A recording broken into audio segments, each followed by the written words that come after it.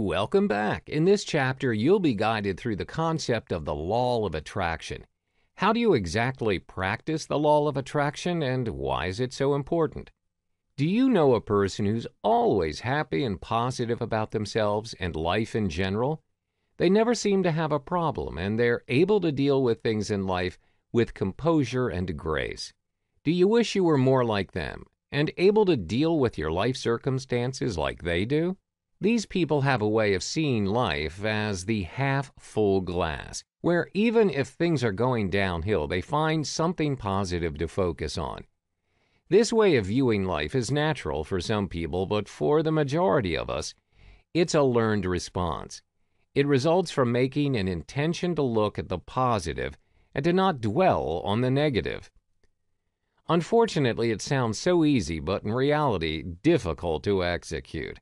How do people learn to focus on the half-full glass and not the half-empty one and remain positive?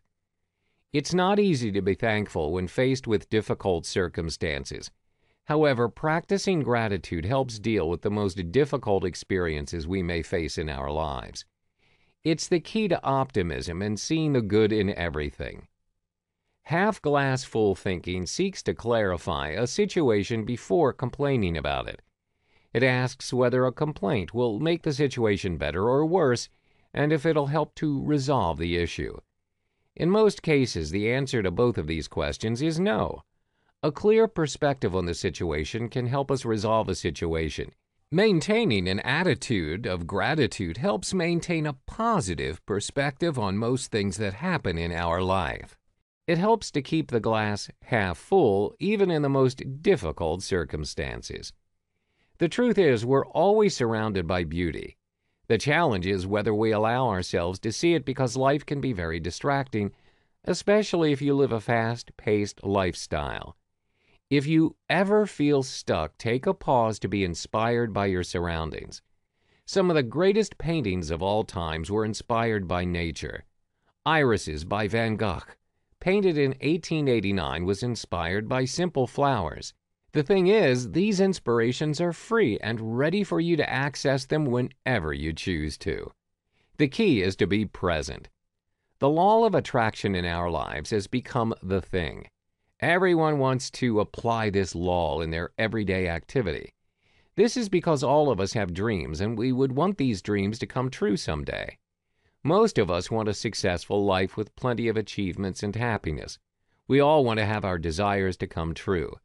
Therefore, the law of attraction helps us to tune our minds and feelings to draw the lifestyle that we want. Here are steps to activate the law of attraction. The first thing to do is to describe the type of life that you want to be able to see in your mind's eye. When you want something, you should ask from the cosmos, and you should also have a picture of what it is.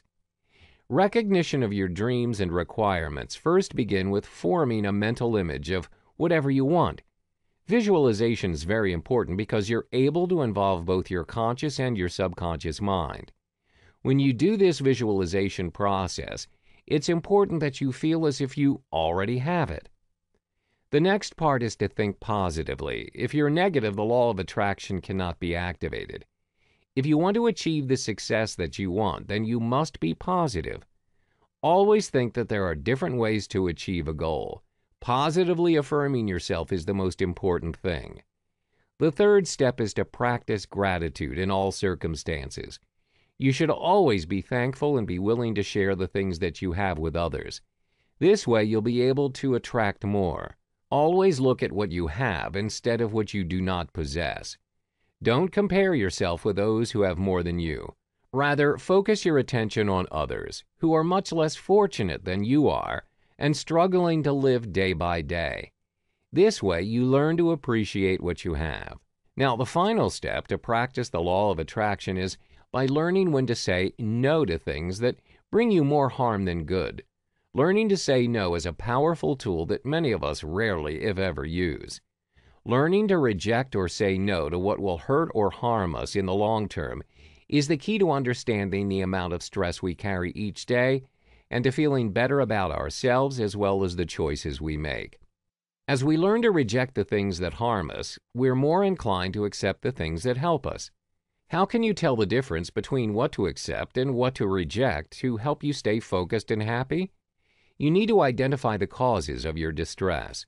Focus on activities that positively energize you and avoid those that bring you down. If you feel happy baking during your free time and you find it therapeutic, find time to do more of it. If you feel being surrounded by toxic friends is wasting your time and energy, avoid or disconnect from that circle of friends. Growing through stress is sometimes not an entirely bad thing, and sometimes we do need to move outside of our comfort zone to achieve progress in our lives. The key to knowing what will produce good stress and what will produce negative stress is to have a life plan, and only accepting those that contribute to it. Now, all you need to do is take massive action and only focus on the good things in life.